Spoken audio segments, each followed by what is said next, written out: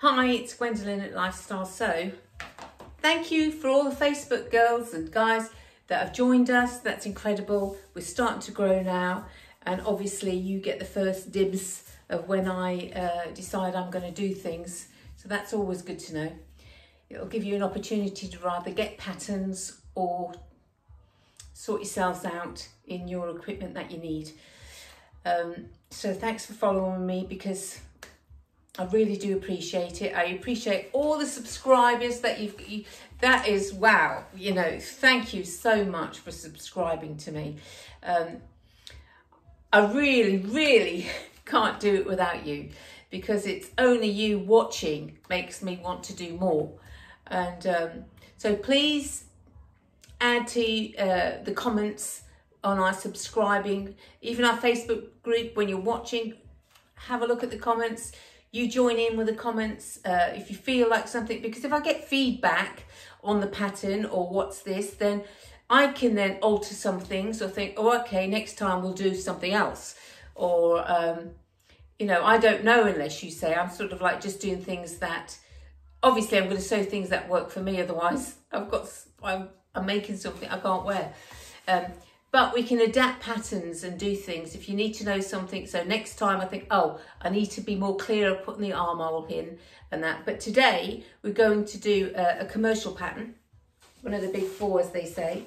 And this is Kwik sew. And I don't know if it's going to mirror image on that. So it's K4154. K4154. And the sizes are XS to XL. Now, if you are a bigger size, I mean, I'm not, probably not at the moment, but if you're a bigger bust size than this, I think this, the XL on here is coming up as 33 to 45 bust size. Well, that's a bit debatable. Do not part way through use a different tape measure. You must use the same tape measure, because they do vary slightly and it will affect your garment. Guess how I know that? Apparently it's well known in the industry. Nobody told me, I didn't get the memo for that one. But lesson learned. So you measure on the top of your bust if you need a bust adjustment, only if you need the bust adjustment. And you're going to write down all your sizes.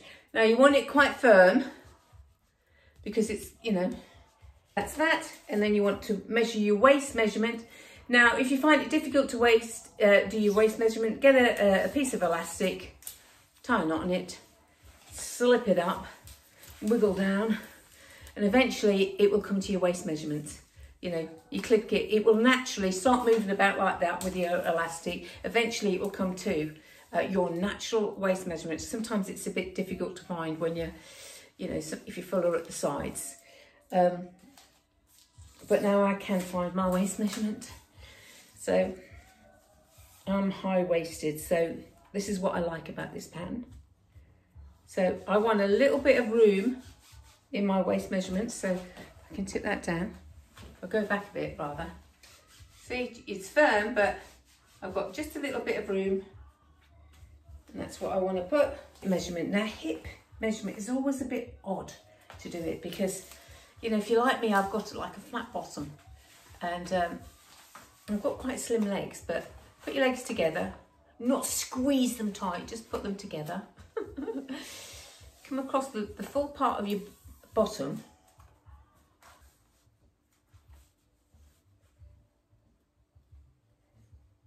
Okay. Yeah. Okay. So that now, some of us, that is not the fullest part of us. The top of our thighs are. So we want to take that measurement also. Now I'm doing a general thing. Some of these things might not apply to this pattern, but it's just, you know. Now I know I don't really have to take this pattern because this size, because I know it's a lot smaller than my hip measurement. But if it's not, then you will have to do that. It won't affect too much on the flared skirt part. So if you are making, these are both the same patterns. One's got short sleeve, one's got no sleeve, one's got flared skirt, but the bodice is exactly the same. and it's got a waistline, which is great because you can make that adjustment whether you're high waist and a lot easier. So the fitting on it is a lot easier for you. So when it comes to the flared one, if you're a bit hippie, or I should say if you're a bit thighy, then it's going to be fine. But if you're measuring the fitted one, if you're doing the fitted one, then you do need to have that measurement to make sure it's going to go down nice and smooth, and it doesn't really hang tight across your thigh, rather. Okay, so it does say on this where it's knit and woven. Now, normally a knit would have a higher armhole, so you may have to. Well, this says it's fine for both, so which is unusual. So therefore, they've probably made this higher anyway. So how do we determine when it comes to doing this what size you're going to use? So if you look at the pattern, can you see it? When you read the pattern, so if you're going to follow this, you're going to be following it off the pattern. This, what I'm teaching you today, is the basis of all pattern making. This is what you would do for nearly all pattern making, exactly the same process as I'm telling you now. So it's irrelevant what pattern it is. It's exactly the same. You will measure your bust, you will measure your waist, you measure your hip if you're making a dress. If you're not, then you won't. You'll just measure your bust, probably maybe your waist, depending on what top you're making. So then mine is, what is it, 38. Okay, so 38 and a half. Well, actually, it says I'm a medium here, on a 38. But the rest of it, the shoulder and everything else should fit me at 38 and a half. So we'll try that on what they're saying, because it should have some ease in that, because it's meant to be pretty fitted, the top bit, even on the woven side. Well, a bit of a looseness maybe, but you know, fairly fitted. So we'll do the medium for that. Now the waist, well, I'm not that waist, so I'm actually the extra large waist. So we're going to put XL on that, on a piece of paper. You're writing this on a piece of paper. You've got your paper out? Okay. So you're putting your waist, you're putting your upper bust or your proper bust, write it down. You're putting your waist, write it down. And now I'm doing the hip. Well, actually, I could get away on the hip, on medium, to be honest, on here. So, okay, so it's saying the same. So we're putting hip medium on that. Now, in all honesty, I don't mind if this is a bit small for me because I'm losing weight. So it's, I'd rather it, well, it doesn't matter if it's on the big side, I can just take it in. But I'm not bothered equally if it's on the small side because I'm going to be losing weight anyway. So it's going to fit me regardless, to be honest. But saying that, that's not the attitude that we want when we're making a pattern, because it's got to fit. And this has ease in it. No matter if you won't make the skirt or make the straight part of the skirt, the circumference at the waist is exactly the same when you join it. So it doesn't matter if it's you're not going to have a whack and great huge thing to try and fit into this small space. It's exactly the same, so that's fine. This should in fact be very easy to do. The only difference is when you're doing the actual the full skirt. It's a big round circle, if you like. It's a circle, and so you need a finer, the smaller the edge on it. Like I take it up like a half an inch. I iron a half an inch all the way around, and then I fold that over so it's a quarter an inch, and I sew that all the way around. You will not have any problems getting any puckering doing it that way on this curved edge. But you must make sure you get that curved edge. If you take it up, it must be still that curved edge. So always take it up, like if you want to cut a lot off the bottom or something and make it shorter, you want to do it in little like maybe 2 inches. So you mark it 2 inches, go along, mark it 2 inches, mark it 2 inches, all the way around. So when you actually draw it to cut it out, you know you're still going to get that curve all the way around. Just trying to think of all the things that I can try and tell you, because I know as when I learnt to do patterns. Now this does say small XL, which is a different way of actually writing patterns. Some patterns have 14, 16, 18, 20. That is not your size. If you are a size 14 and you just make a size 14, that's not going to fit you. You've got to look at the bust size. It's not commercial. That's how years ago it put me off doing these patterns, because not this particular one, but commercial patterns, because I could never get them to fit me. And that's why I kept thinking, what is the system out there? What's the system out there that I can use? And that's why I ended up doing Lutterlow. But then with your experience, you end up making patterns and you're learning this, that and the other. You can make any pattern. You don't need Lutterlow either. You can make all sorts of patterns, whatever you want to make. But you've got to know how to make it. And this is why this is good when you do different systems, Lutterlow systems or any of the other systems that are out there. And there's a few. You've got to learn to sew. You've got to know how to sew. You've got to know how to put the arm in, or all those little tricks. You've got to know that when you take it up on a curve, if you try and take a normal, it's not going to work. All of those little tiny things you have got to know. And you can only know by doing things and starting to learn and watching videos and things. So this is really a shortcut, because most people don't tell you all the little tiny little nuances of a pattern. Now this Kwik Sew is easy, and I don't know why, apparently this Kwik Sew is going out. They're getting rid of Kwik Sew, just keeping some of the other patterns. But the instructions for Kwik Sew are fabulous. So if you want some Kwik Sew patterns, I suggest you start going out now and getting them, because eventually they won't be available. Now I always iron the pattern sheets, just because sometimes they have a little word in the crease and you can't see it. And it tells you everything on these Kwik Sew patterns, what you've got to do. All your pattern pieces, all the information that you need.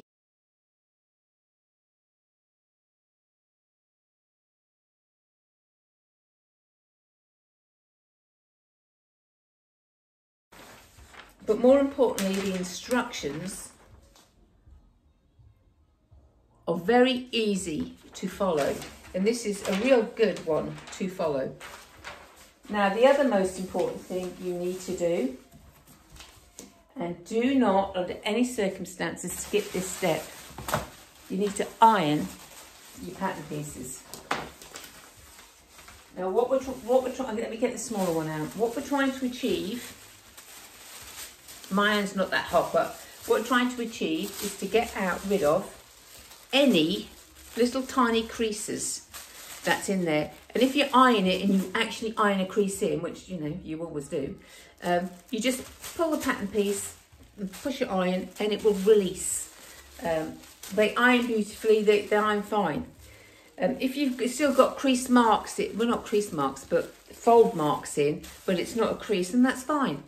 But we're ironing out all the tiny little creases, because all those creases that are in that pattern, believe it or not, end up you having a different size. So that's why you're going to iron all your pattern pieces to make sure you get the right size. Otherwise, if you like a little crease here, a little crease there, a little bit there, a little bit there, it can quite easily turn into a 1/4 of an inch. And if you've got a 1/4 of an inch all the way around your pattern, then you're going to have problems. You will need one of these. It's a Sharpie. I'm going to show you what you've got to do with the Sharpie later. This is what works better, because when I start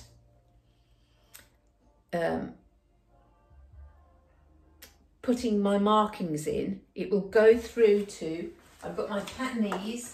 I've told you all about this before. I've got my patternese, which is like a stabilizer really, but you sew with it. So instead of buying material to do my muslin, I use this instead. So I buy it on the roll.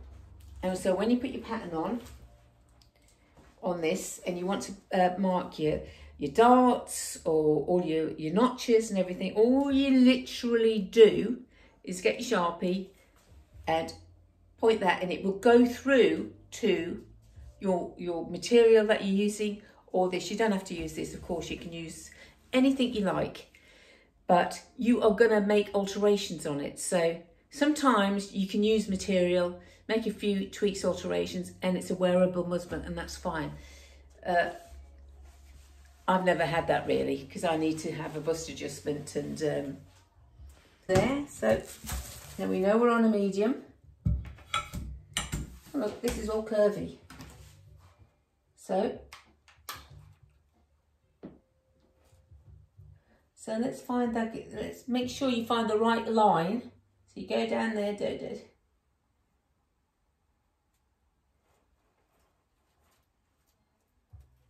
When all the lines blend, it's hard to see it. You just put your finger in and you're gonna roughly get to that. If it's slightly out there, you're not going to see it, don't worry about it. You know, we're not about sweating, are we? That came slightly off. Okay.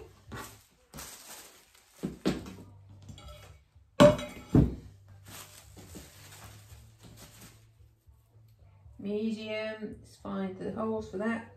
So you cut along here till you get to your medium line.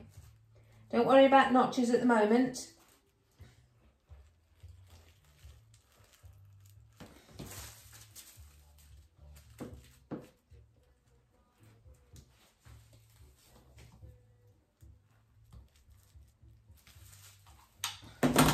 Same thing applies to this. Going to be using that maybe later on. Who knows, if I want to make it for somebody else. I've got it there.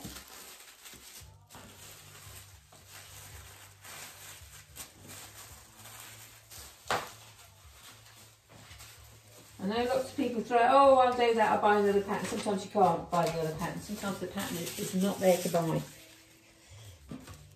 And if they're getting rid of these patterns, this is a great pattern. It has two patterns in one, really. I mean, it's fine. I'm only putting this on it so it doesn't move. It has been all ironed. It's got crease. It does crease up a little bit moving it about, but that's fine because you haven't actually put creases in it, and that's the main thing. So this is the bottom of your hem. Right, so where's my medium line here? Third line in. Okay, it's here.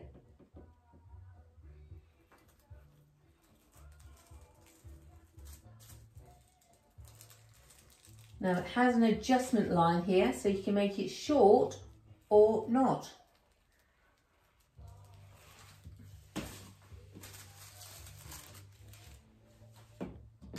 You can make it really short actually.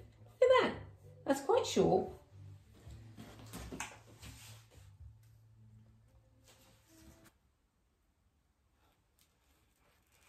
Okay. Same thing.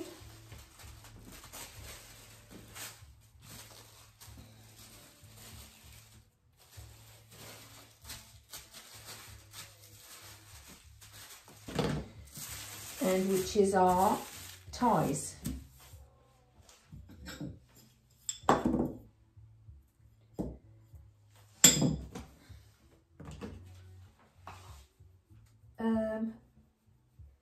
I'm actually going to cut a large out for the ties. No, actually, I'm going to cut out an extra large for the ties, and then I'm going to see how it is. Because we can always shorten it, because all it is at the end, it's just, you know, it's just shortening the curve. But I want to make sure I've got enough round for myself, because I know I'm bigger on the waist. Because I've had a few operations, and sometimes it doesn't leave you. Sort of like altered the circumference of my body a little bit, but not that anybody would notice if I hadn't told them.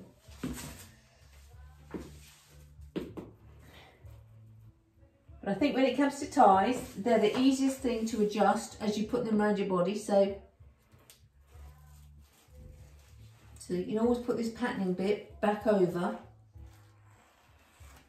It's not quite there, is it?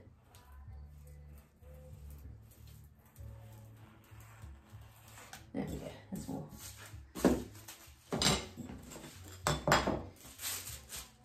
Okay. That's another piece we've done. When I bought my Benina sewing machine, we had to go down to London to basically be shown how to work it. And the lady there had this dress on. And I said to her at the time, that's really nice. Right, I've already done my bust adjustment, and I've already actually checked that bust adjustment on the pattern. So now we're going to use my pattern ease, and you will be using something else. I strongly advise that you do use Make a Muslin Up, because actually this flagged up some alterations that I don't normally use, which was a shoulder alteration. So, and this is where I'm going to put in, get around the right pattern around the right way. I'm going to put that on. Well, there's only one notch there. I think we're going to put a couple of more notches in. Oh yeah, there. So there's one there, and there's one there as a notch. And we know this is centre front. Okay, so we put the notch there to notch the sides. Okay, so there are all the notches for that. And then, okay, so we're just going to cut this out like we would a normal pattern, except we're going to put seam allowances on. Remember, when you do a Lutterworth, you put seam allowances on, although this is not a Lutterworth. It's exactly the same. We're going to put seam allowances on. To try and get the right fit.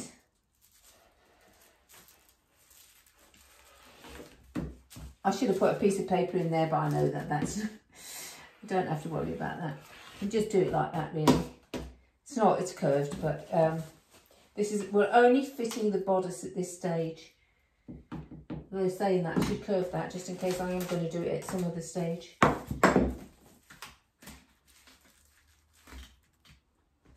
Okay, so that's all I'm going to do like this is this.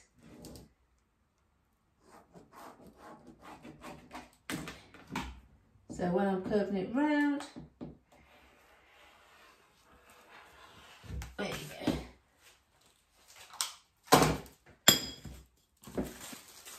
So a round back adjustment is we just find out where the round back is.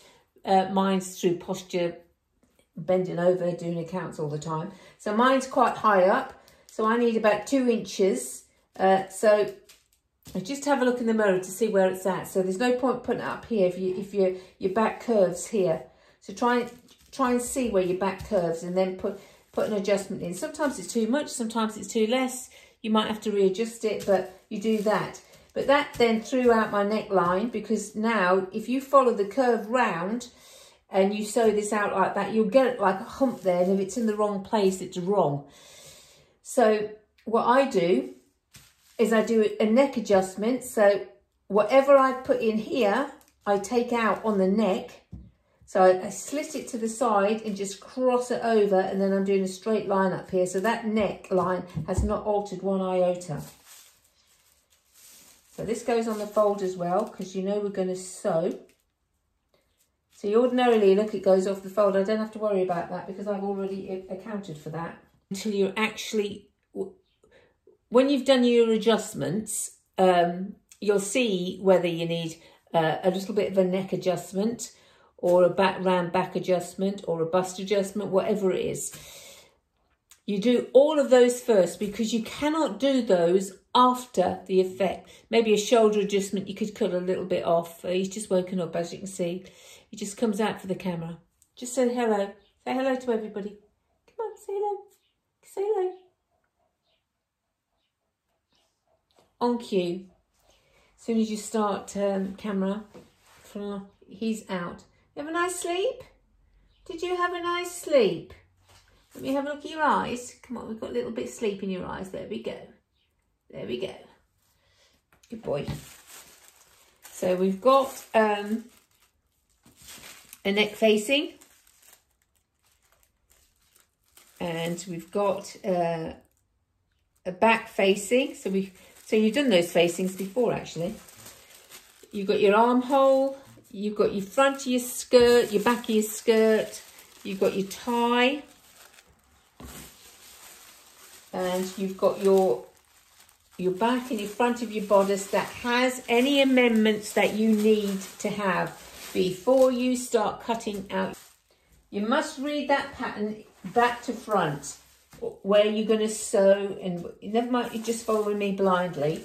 You just need to know the process of what you're actually doing, because I'll probably be missing. I mean, I couldn't possibly do every step, otherwise it would go on for like an hour and a half. As it happens, you know, it doesn't take me, it takes me quite a bit to actually make a dress. So therefore I can't do that on YouTube, put 5 hours video in down. So it all has to be condensed into, you know, half an hour. Otherwise nobody would watch. So I'm just trying my best to try and get as much information in at the beginning so you can actually see what you're doing. But we've, like I say, we did this neckline, a similar neckline under something else we did. Only this is a different technique of doing it, a different way, slightly different way. And so we're going to go through these step-by-steps on our next video. But you're going to cut out your pattern now.